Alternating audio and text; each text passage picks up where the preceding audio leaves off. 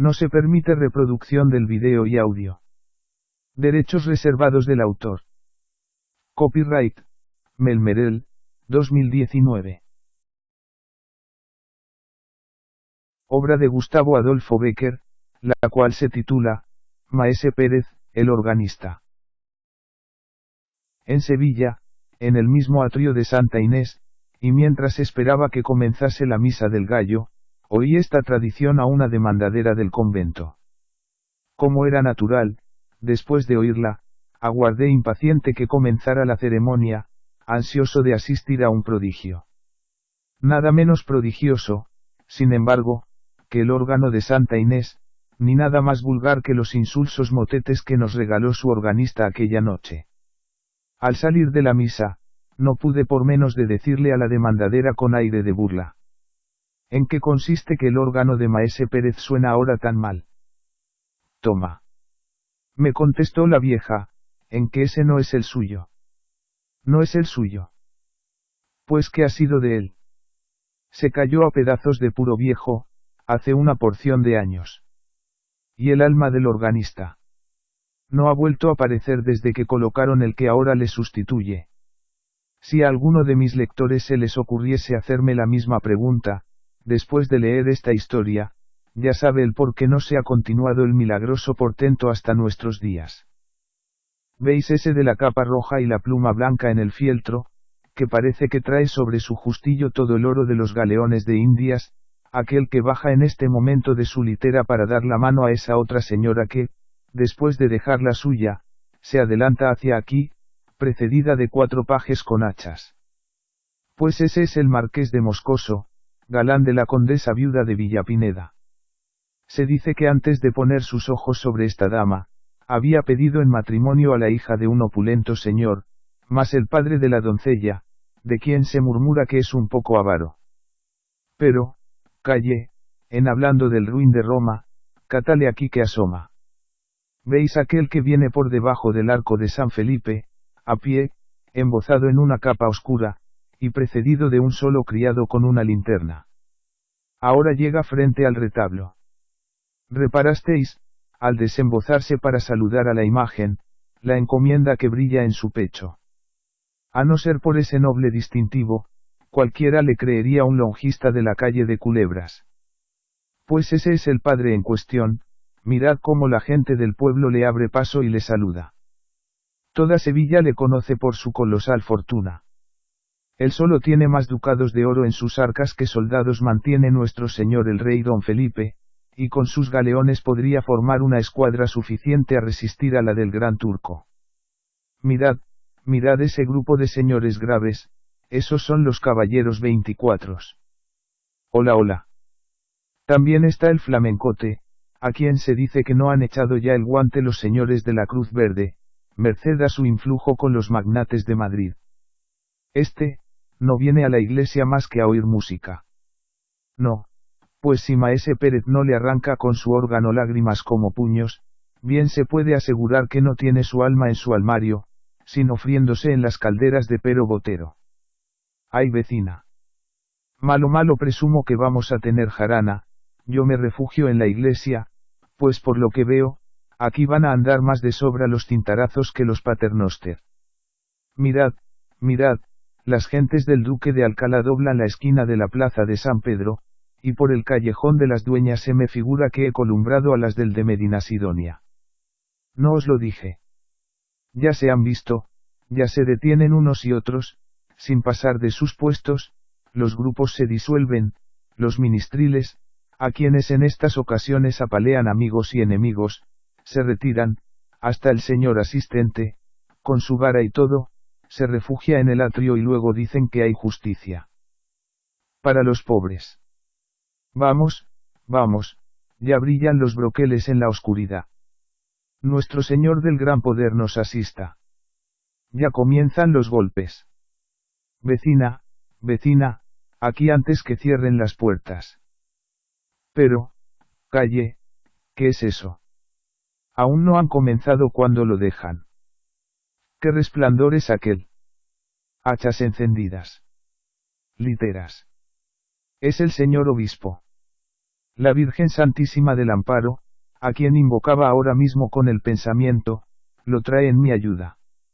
¡Ay! Si nadie sabe lo que yo debo a esta señora. Con cuánta usura me paga las candelillas que le enciendo los sábados. Vedlo, qué hermosote está con sus hábitos morados y su birrete rojo. Dios le conserve en su silla tantos siglos como yo deseo de vida para mí. Si no fuera por él, media Sevilla hubiera ya ardido con estas disensiones de los duques. Vedlos, los hipocritones, cómo se acercan ambos a la litera del prelado para besarle el anillo. Cómo le siguen y le acompañan, confundiéndose con sus familiares. ¿Quién diría que esos dos que parecen tan amigos, si dentro de media hora se encuentran en una calle oscura, es decir, ellos? Líbreme Dios de creer los cobardes, buena muestra han dado de sí, peleando en algunas ocasiones contra los enemigos de nuestro Señor. Pero es la verdad, que si se buscaran, y si se buscaran con ganas de encontrarse, se encontrarían, poniendo fin de una vez a estas continuas reyertas, en las cuales los que verdaderamente baten el cobre de firme son sus deudos, sus allegados y su servidumbre. Pero vamos, vecina, vamos a la iglesia, antes que se ponga de bote en bote. Que algunas noches como esta suele llenarse de modo que no cabe ni un grano de trigo. Buena ganga tienen las monjas con su organista. Cuando se ha visto el convento tan favorecido como ahora.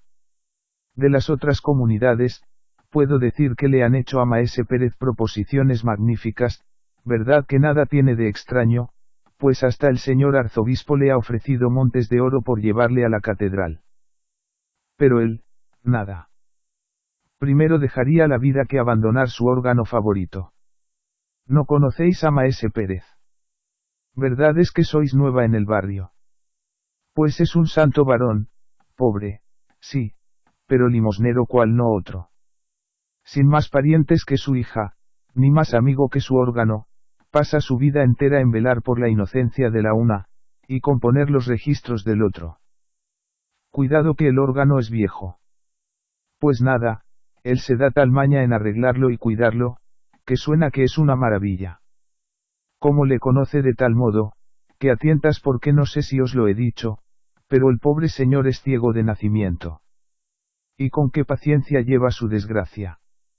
Cuando le preguntan que cuánto daría por ver, responde, mucho, pero no tanto como creéis, porque tengo esperanzas. ¿Esperanzas de ver? Sí, y muy pronto, añade sonriéndose como un ángel, ya cuento 76 años, por muy larga que sea mi vida, pronto veré a Dios. Pobrecito. Y si lo verá porque es humilde como las piedras de la calle, que se dejan pisar de todo el mundo. Siempre dice que no es más que un pobre organista de convento, y puede dar lecciones de solfa al mismo maestro de capilla de la primada, como que echó los dientes en el oficio. Su padre tenía la misma profesión que él, yo no le conocí, pero mi señora madre, que santa gloria a ella, dice que le llevaba siempre al órgano consigo para darle a los fuelles. Luego, el muchacho mostró tales disposiciones que, como era natural, a la muerte de su padre heredó el cargo. ¿Y qué manos tiene? Dios se las bendiga. Merecía que se las llevaran a la calle de Chicarreros y se las engarzasen en oro. Siempre toca bien, siempre, pero en semejante noche como esta es un prodigio. Él tiene una gran devoción por esta ceremonia de la misa del gallo. Y cuando levantan la sagrada forma al punto y hora de las 12, que es cuando vino al mundo nuestro Señor Jesucristo. Las voces de su órgano son voces de ángeles. En fin, ¿para qué tengo de ponderarle lo que esta noche oirá? Baste el ver cómo todo lo demás florido de Sevilla, hasta el mismo señor arzobispo, vienen a un humilde convento para escucharle, y no se crea que solo la gente sabida y a la que se le alcanza esto de la solfa conoce en su mérito, sino que hasta el populacho. Todas esas bandadas que veis llegar con teas encendidas, entonando villancicos con gritos desaforados, al compás de los panderos, las sonajas y las zambombas, contra su costumbre, que es la de alborotar las iglesias, callan como muertos cuando pone Maese Pérez las manos en el órgano. ¿Y cuando alzan? Cuando alzan no se siente una mosca, de todos los ojos caen lagrimones tamaños, y al concluir se oye como un suspiro inmenso, que no es otra cosa que la respiración de los circunstantes, contenida mientras dura la música. Pero vamos, vamos, ya han dejado de tocar las campanas, y va a comenzar la misa, vamos adentro. Para todo el mundo es esta noche buena, pero para nadie mejor que para nosotros. Esto diciendo, la buena mujer que había servido de cicerone a su vecina, atravesó el atrio del convento de Santa Inés, y codazo en este, empujón en aquel, se internó en el templo, perdiéndose entre la muchedumbre que se agolpaba en la puerta. La iglesia estaba iluminada con una profusión asombrosa.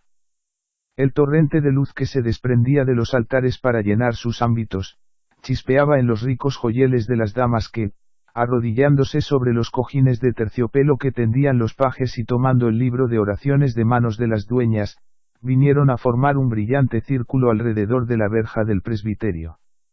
Junto a aquella verja, de pie, envueltos en sus capas de color galoneadas de oro, dejando entrever con estudiado descuido las encomiendas rojas y verdes, en la una mano el fieltro, cuyas plumas besaban los tapices, la otra sobre los bruñidos gavilanes del estoque o acariciando el pomo del cincelado puñal, los caballeros 24, con gran parte de lo mejor de la nobleza sevillana, parecían formar un muro, destinado a defender a sus hijas y a sus esposas del contacto de la plebe.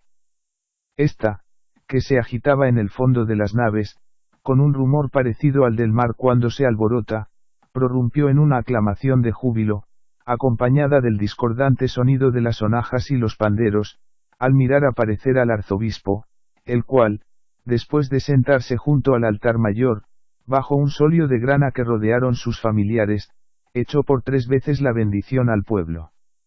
Era la hora de que comenzase la misa. Transcurrieron, sin embargo, algunos minutos sin que el celebrante apareciese. La multitud comenzaba a rebullirse, demostrando su impaciencia, los caballeros cambiaban entre sí algunas palabras a media voz, y el arzobispo mandó a la sacristía a uno de sus familiares a inquirir el por qué no comenzaba la ceremonia. Maese Pérez se ha puesto malo, muy malo, y será imposible que asista esta noche a la misa de medianoche. Esta fue la respuesta del familiar. La noticia cundió instantáneamente entre la muchedumbre.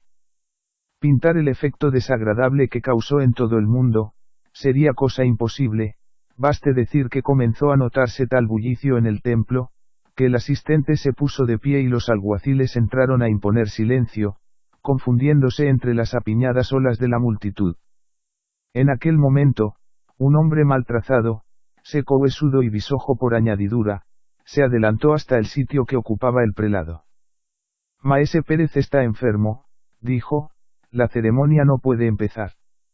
Si queréis, yo tocaré el órgano en su ausencia, que ni Maese Pérez, es el primer organista del mundo, ni a su muerte dejará de usarse este instrumento por falta de inteligente.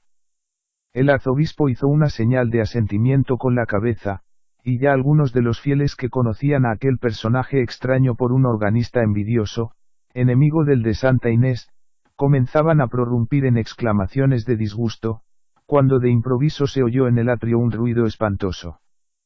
Maese Pérez está aquí. Maese Pérez está aquí.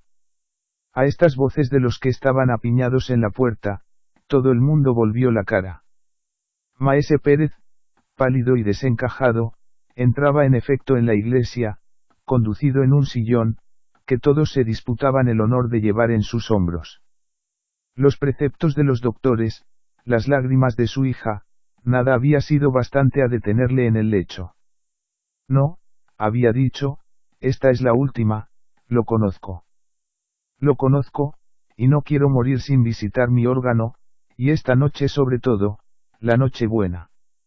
Vamos, lo quiero, lo mando, vamos a la iglesia. Sus deseos se habían cumplido, los concurrentes le subieron en brazos a la tribuna, y comenzó la misa. En aquel punto sonaban las 12 en el reloj de la catedral.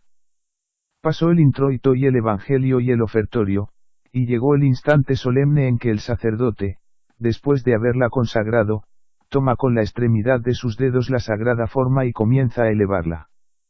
Una nube de incienso que se desenvolvía en ondas azuladas llenó el ámbito de la iglesia, las campanillas repicaron con un sonido vibrante, y Maese Pérez puso sus crispadas manos sobre las teclas del órgano. Las 100 voces de sus tubos de metal resonaron en un acorde majestuoso y prolongado, que se perdió poco a poco, como si una ráfaga de aire hubiese arrebatado sus últimos ecos. A este primer acorde, que parecía una voz que se elevaba desde la tierra al cielo, respondió otro lejano y suave que fue creciendo, creciendo, hasta convertirse en un torrente de atronadora armonía. Era la voz de los ángeles que atravesando los espacios, llegaba al mundo. Después comenzaron a oírse como unos himnos distantes que entonaban las jerarquías de serafines, 1000 himnos a la vez, que al confundirse formaban uno solo, que, no obstante, era no más el acompañamiento de una extraña melodía, que parecía flotar sobre aquel océano de misteriosos ecos, como un jirón de niebla sobre las olas del mar. Luego fueron perdiéndose unos cantos, después otros, la combinación se simplificaba. Ya no eran más que 2 voces, cuyos ecos se confundían entre sí, luego quedó una aislada, sosteniendo una nota brillante como un hilo de luz. El sacerdote inclinó la frente, y por encima de su cabeza cana y como a través de una gasa azul que fingía el humo del incienso, apareció la hostia a los ojos de los fieles.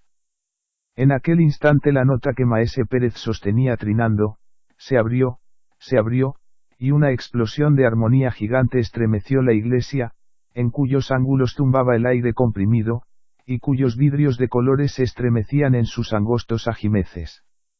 De cada una de las notas que formaban aquel magnífico acorde, se desarrolló un tema, y unos cerca, otros lejos, estos brillantes, aquellos sordos, diríase que las aguas y los pájaros, las brisas y las frondas, los hombres y los ángeles, la tierra y los cielos, cantaban cada cual en su idioma un himno al nacimiento del Salvador.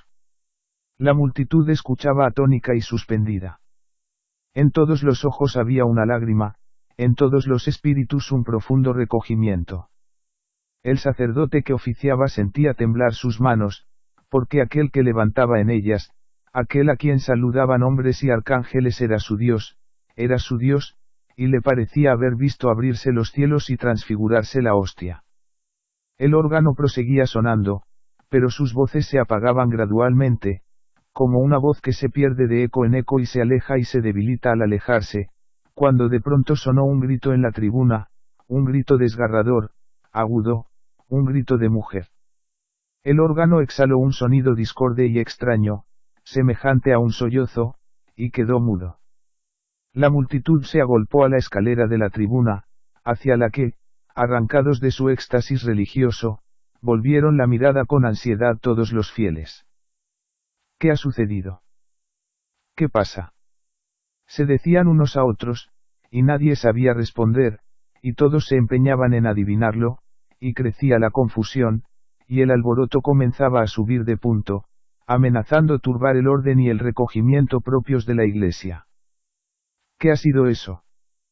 Preguntaban las damas al asistente, que precedido de los ministriles, fue uno de los primeros a subir a la tribuna, y que, pálido y con muestras de profundo pesar, se dirigía al puesto en donde le esperaba el arzobispo, ansioso, como todos, por saber la causa de aquel desorden. ¿Qué hay? Que Maese Pérez acaba de morir. En efecto, cuando los primeros fieles, después de atropellarse por la escalera, llegaron a la tribuna, vieron al pobre organista caído de boca sobre las teclas de su viejo instrumento, que aún vibraba sordamente, mientras su hija, arrodillada a sus pies, le llamaba en vano entre suspiros y sollozos. Buenas noches, mi señora doña Baltasara, también usted viene esta noche a la misa del gallo. Por mi parte tenía hecha intención de irla a oír a la parroquia, pero lo que sucede. ¿Dónde va Vicente? ¿Dónde va la gente? Y eso que, si he de decir la verdad, desde que murió Maese Pérez parece que me echan una losa sobre el corazón cuando entro en Santa Inés. Pobrecito. Era un santo. Yo de mí sé decir que conservo un pedazo de su jubón como una reliquia, y lo merece, pues, en Dios y en mi ánima, que si el señor arzobispo tomara mano en ello, es seguro que nuestros nietos le verían en los altares. Mas ¿cómo ha de ser? A muertos y a idos, no hay amigos. Ahora lo que priva es la novedad. Ya me entiende Usarced. ¿Qué? No sabe nada de lo que pasa. ¿Verdad que nosotras nos parecemos en eso, de nuestra casita a la iglesia, y de la iglesia a nuestra casita, sin cuidarnos de lo que se dice o déjase de decir? Solo que yo, así. Al vuelo una palabra de acá, otra de acullá. Sin ganas de enterarme siquiera, suelo estar al corriente de algunas novedades. Pues, sí señor, parece cosa hecha que el organista de San Román, aquel bisojo, que siempre está echando pestes de los otros organistas, Perdulariote, que más parece jifero de la Puerta de la Carne que maestro de solfa, va a tocar esta noche buena en lugar de Maese Pérez. Ya sabrá Usarced, porque esto lo ha sabido todo el mundo y es cosa pública en Sevilla, que nadie quería comprometerse a hacerlo. Ni aun su hija, que es profesora, y después de la muerte de su padre entró en el convento de novicia. Y era natural, acostumbrados a oír aquellas maravillas, cualquiera otra cosa había de parecernos mala, por más que quisieran evitarse las comparaciones. Pues cuando ya la comunidad había decidido que, en honor del difunto y como muestra de respeto a su memoria, permanecería callado el órgano en esta noche, hete aquí que se presenta nuestro hombre, diciendo que él se atreve a tocarlo. No hay nada más atrevido que la ignorancia. Cierto que la culpa no es suya, sino de los que le consienten esta profanación, pero así va el mundo. Y digo, no es cosa la gente que acude. Cualquiera diría que nada ha cambiado desde un año a otro. Los mismos personajes, el mismo lujo, los mismos empellones en la puerta, la misma animación en el atrio, la misma multitud en el templo. Ay si levantara la cabeza el muerto. Se volvía a morir por no oír su órgano tocado por manos semejantes. Lo que tiene que, si es verdad lo que me han dicho las gentes del barrio, le preparan una buena al intruso. Cuando llegue el momento de poner la mano sobre las teclas, va a comenzar una algarabía de sonajas, panderos y zambombas que no hay más que oír. Pero calle, ya entra en la iglesia el héroe de la función. Jesús, qué ropilla de colorines, qué gorguera de cañutos, qué aire de personaje. Vamos, vamos, que ya hace rato que llegó el arzobispo, y va a comenzar la misa, vamos, que me parece que esta noche va a darnos que contar para muchos días. Esto diciendo la buena mujer, que ya conocen nuestros lectores por sus exabruptos de locuacidad, penetró en Santa Inés, abriéndose, según costumbre, un camino entre la multitud a fuerza de empellones y codazos. Ya se había dado principio a la ceremonia. El templo estaba tan brillante como el año anterior. El nuevo organista, después de atravesar por en medio de los fieles que ocupaban las naves para ir a besar el anillo del prelado, había subido a la tribuna, donde tocaba unos tras otros los registros del órgano, con una gravedad tan afectada como ridícula. Entre la gente menuda que se apiñaba a los pies de la iglesia se oía un rumor sordo y confuso, cierto presagio de que la tempestad comenzaba a fraguarse y no tardaría mucho en dejarse sentir. Es un truán, que por no hacer nada bien, ni aun mira a derechas, decían los unos. Es un ignorantón que, después de haber puesto el órgano de su parroquia peor que una carraca, viene a profanar el de Maese Pérez, decían los otros. Y mientras éste se desembarazaba del capote para prepararse a darle de firme a su pandero, y aquel apercibía sus sonajas, y todos se disponían a hacer bulla a más y mejor, solo alguno que otro se aventuraba a defender tibiamente al extraño personaje, cuyo porte orgulloso y pendantesco hacía tan notable contraposición con la modesta apariencia y la afable bondad del difunto Maese Pérez. Al fin llegó el esperado momento, el momento solemne en que el sacerdote, después de inclinarse y murmurar algunas palabras santas, tomó la hostia en sus manos.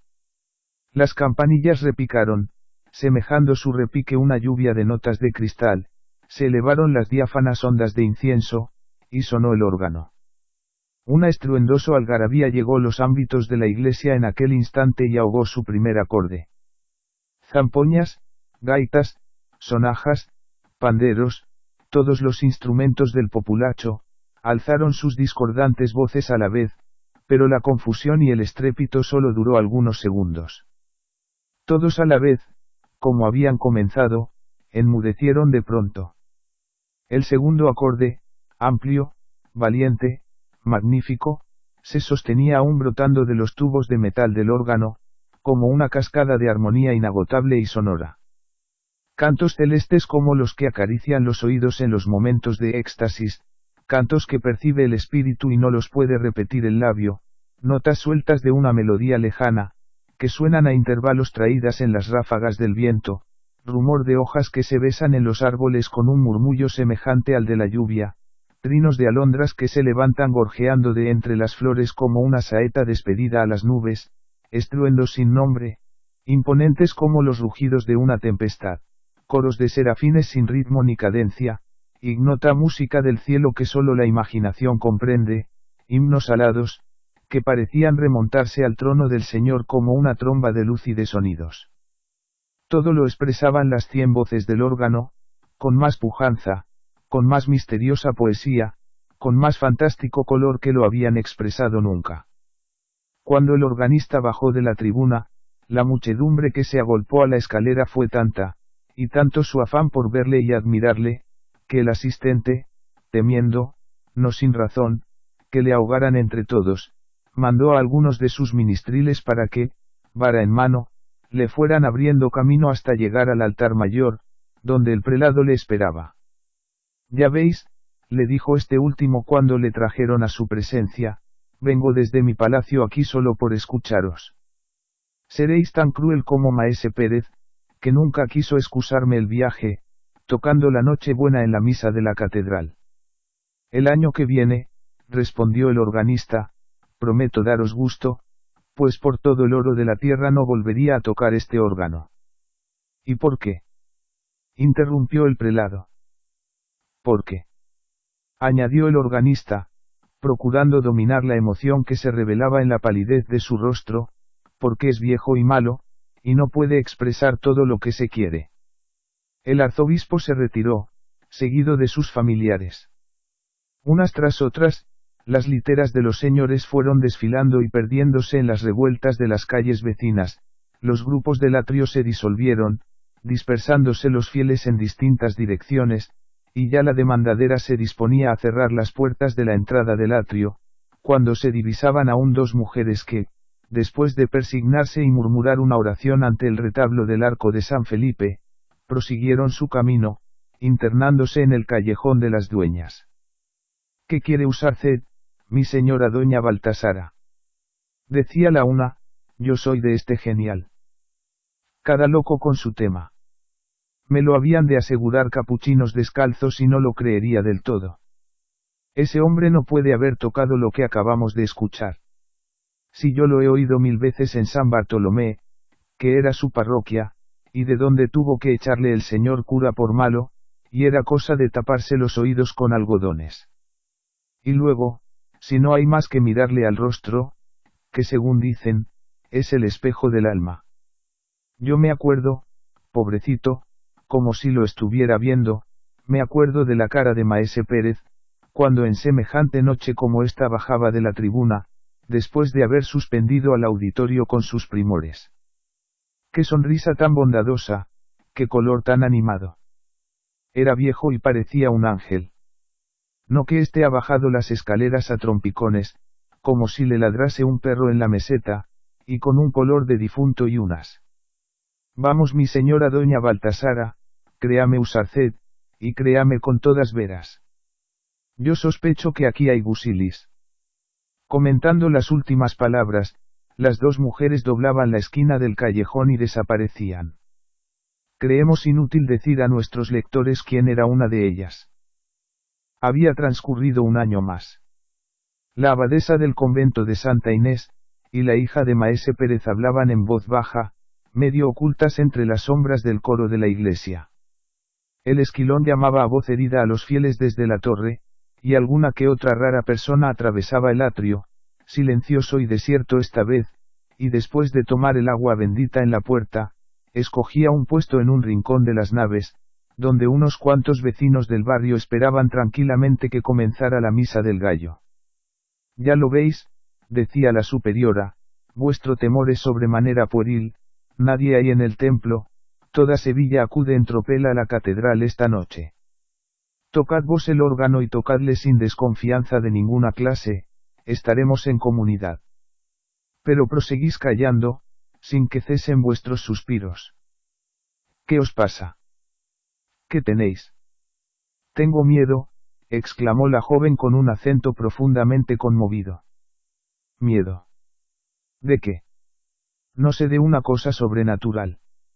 Anoche, mirad, yo os había oído decir que teníais empeño en que tocase el órgano en la misa, y ufana con esta distinción pensé arreglar sus registros y templarle, al fin de que hoy os sorprendiese. Vine al coro, sola. Abrí la puerta que conduce a la tribuna. En el reloj de la catedral sonaba en aquel momento una hora, no sé cuál. Pero las campanas eran tristísimas y muchas. Muchas estuvieron sonando todo el tiempo que yo permanecí como clavada en el dintel, y aquel tiempo me pareció un siglo. La iglesia estaba desierta y oscura. Allá lejos, en el fondo, brillaba como una estrella perdida en el cielo de la noche una luz moribunda. La luz de la lámpara que arde en el altar mayor. A sus reflejos debilísimos, que sólo contribuían a hacer más visible todo el profundo horror de las sombras, le vi, madre, no lo dudéis, vi a un hombre que en silencio y vuelto de espaldas hacia el sitio en que yo estaba, recorría con una mano las teclas del órgano, mientras tocaba con la otra sus registros. Y el órgano sonaba, pero sonaba de una manera indescriptible. Cada una de sus notas parecía un sollozo ahogado dentro del tubo de metal, que vibraba con el aire comprimido en su hueco, y reproducía el tono sordo, casi imperceptible, pero justo. Y el reloj de la catedral continuaba dando la hora, y el hombre aquel proseguía recorriendo las teclas. Yo oía hasta su respiración. El horror había helado la sangre de mis venas, sentía en mi cuerpo como un frío glacial y en mis sienes fuego. Entonces quise gritar, pero no pude. El hombre aquel había vuelto la cara y me había mirado, digo mal, no me había mirado, porque era ciego. Era mi padre. Bah, hermana, desechad esas fantasías con que el enemigo malo procura turbar las imaginaciones débiles. Rezad un paternoster y un ave María al arcángel San Miguel, jefe de las milicias celestiales, para que os asista contra los malos espíritus. Llevad al cuello un escapulario tocado en la reliquia de San Pacomio, abogado contra las tentaciones, y marchad a ocupar la tribuna del órgano, la misa va a comenzar, y ya esperan con impaciencia los fieles. Vuestro Padre está en el cielo, y desde allí, antes que daros sustos, bajará a inspirar a su hija en esta ceremonia solemne, para el objeto de tan especial devoción. La priora fue a ocupar su sillón en el coro en medio de la comunidad. La hija de Maese Pérez abrió con mano temblorosa la puerta de la tribuna para sentarse en el banquillo del órgano, y comenzó la misa. Comenzó la misa y prosiguió sin que ocurriese nada de notable hasta que llegó la consagración. En aquel momento sonó el órgano, y al mismo tiempo que el órgano un grito de la hija de Maese Pérez. La superiora, las monjas y algunos de los fieles corrieron a la tribuna. Miradle, miradle. Decía la joven fijando sus desencajados ojos en el banquillo, de donde se había levantado asombrada para agarrarse con sus manos convulsas al barandal de la tribuna. Todo el mundo fijó sus miradas en aquel punto. El órgano estaba solo, y no obstante, el órgano seguía sonando. Sonando como solo los arcángeles podrían imitarlo en sus raptos de místico alborozo. No os lo dije yo una y mil veces, mi señora doña Baltasara, no os lo dije yo. Aquí hay busilis.